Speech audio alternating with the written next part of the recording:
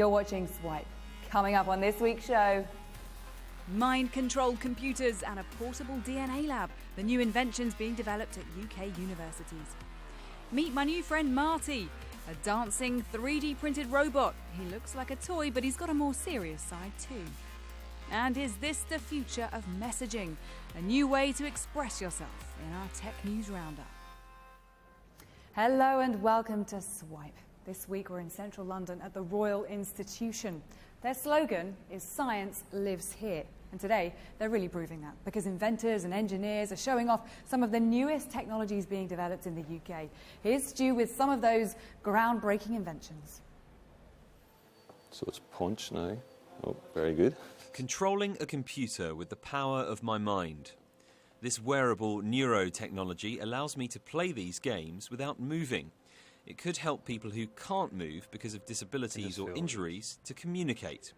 The idea of the gaming is to motivate people while they train. So even people that we work with, patients and so on, we'll get them to use these games as a means to learn how to modulate their brain activity and to improve at modulating their activity. And once they've mastered it or got a level of accuracy that's reliable, then they can move on to possibly answering questions or doing some other things with assistive technology. Other inventions on show here include these fabric electrodes, which could change wearables, allowing technology to be woven into your clothes. They're a refined version of the ones you may have seen used in pain relief, in a TENS machine, for example. The old type is very sticky, and so it's not comfortable to wear, and it's not washable, so it's not suitable for long-term use. With mine, it's a dry electrode, which is comfortable to wear. Then we integrate into a piece of clothing, so it's easy to use, and it's washable, therefore it's reusable and cost-effective and cheaper. These inventions have been made at UK universities, and the inventors are here working with the Royal Academy of Engineering to meet investors. Some of the products you probably won't want for personal use, but they could make a difference to specific professions or hobbies, like this invention, a DNA lab that's been condensed into a laptop-sized case. Each 3 or 4 bits of these kits would be separate, so they'd be kind of like their entire entity, and they can really vary in size, anything from something that's relatively compact, maybe the size of this box, to fitting this entire table. But then the other advantage of the Bento Lab is that it costs £700, so that's a huge reduction. The best you could get it for on the market at the moment, the similar kind of tech, would be £4,500. These inventors are improving on their designs all the time. You'll be able to see the updated Bento Lab and NeuroConcise's new headset design in the near future. Stuart Duggan, Sky News. Stay with us here at the Royal Institution. I'll be meeting a 3D printed wiggling robot. It's coming right up after a roundup of some of this week's other tech news. Sending a message just got way more expressive. A new app's launched that interacts through personalised animations, acting out whatever you want to say. Raw can also automatically convert hashtagged words into avatar actions and let you impersonate celebrities.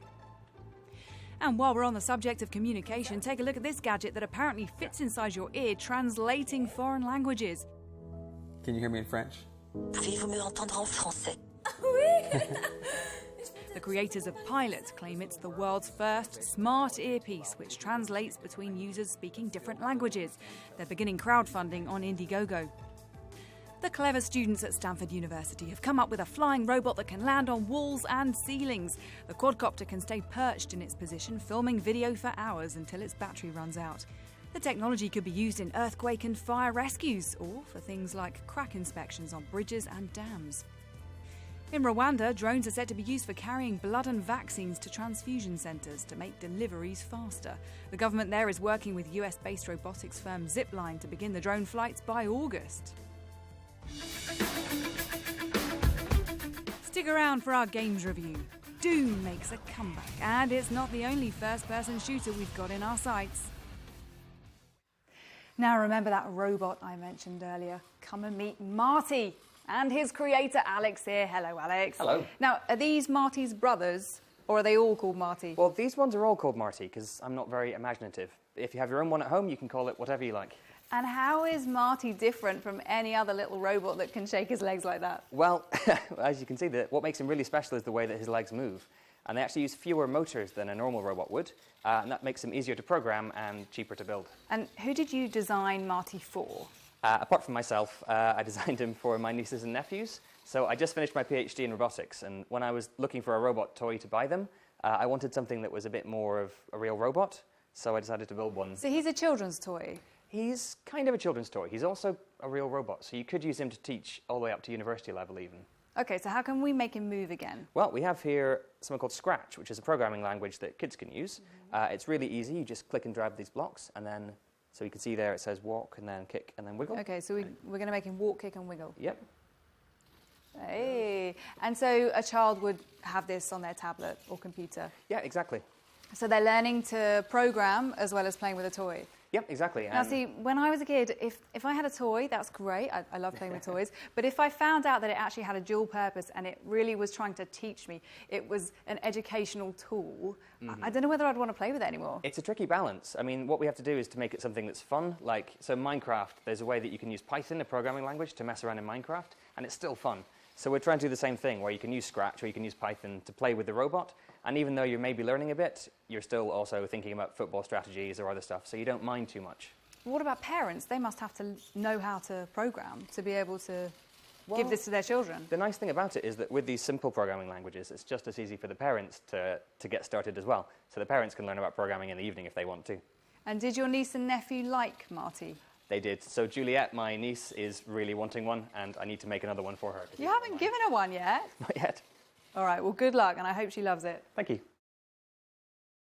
Time for a bit of nostalgia now.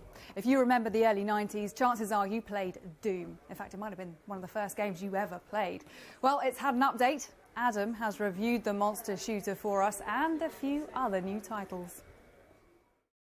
If it wasn't for 1993, we never would have had Robin Hood Men in Tights. But that being said, it was also the year a certain monster-slaying adventure called Doom blew your grandma's socks off, and 23 years later, the gloriously gruesome franchise is back. The concept is really simple. Slay bad things, escape with your limbs intact, and always, always take a chainsaw to a demonic party. Now, in Doom, speed is your greatest ally. If you're someone who tends to beat around the bushes and you know who you are, always think twice about your tactics when tackling the nightmares on Mars. It's all about getting where you're going fast, and always remember to take a space case full of ammo along for the ride. The multiplayer options are also a hoot, as there's plenty to plough your way through, such as classic deathmatch and domination. But it's the intuitive Doom Snap Map option that allows you to create your own levels of hellish chaos to share with other players on the fly. Sublime new graphics, hideously delicious melee attacks, hordes of rank-looking monsters, and so many outrageous weapons. Doom is action incarnate. We've been long overdue a first-person shooter which takes a step back from the brutal realism of the genre and goes more down an animated route, adding a bit more creative flair. I've got you in my sights. Overwatch is a beautifully crafted online multiplayer which has been compared to the likes of Team Fortress 2 and adds to the well-polished heritage of Blizzard Entertainment's repertoire. Fire in the hole! Where Overwatch really stands out for me is in its brilliant array of characters, each unique and playing an integral part in the way that you shape your tactics when out on the battlefield. It's noon. Choosing one of the multitude of offensive, defensive, tank and support characters, you'll be able to change your tactics on a whim as the match progresses to really even the playing field. I play to win! It's also a really nice touch that at the end of a round, you can vote for your player of that match. So even if your team's a total bust, at least you can walk away with your head held high.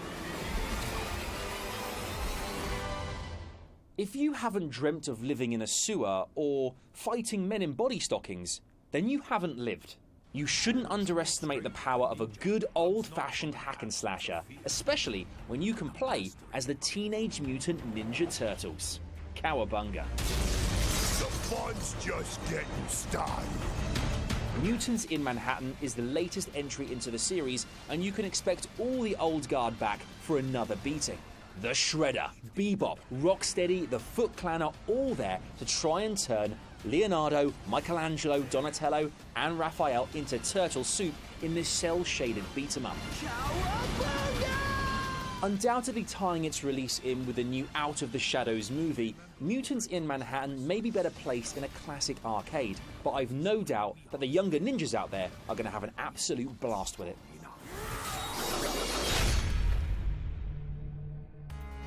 Well, that's it for this week. Take a look at Sky News on mobile, tablet, catch-up, Snapchat and Sky Q for all the latest tech stories throughout the week. I'll see you again next time. Bye-bye.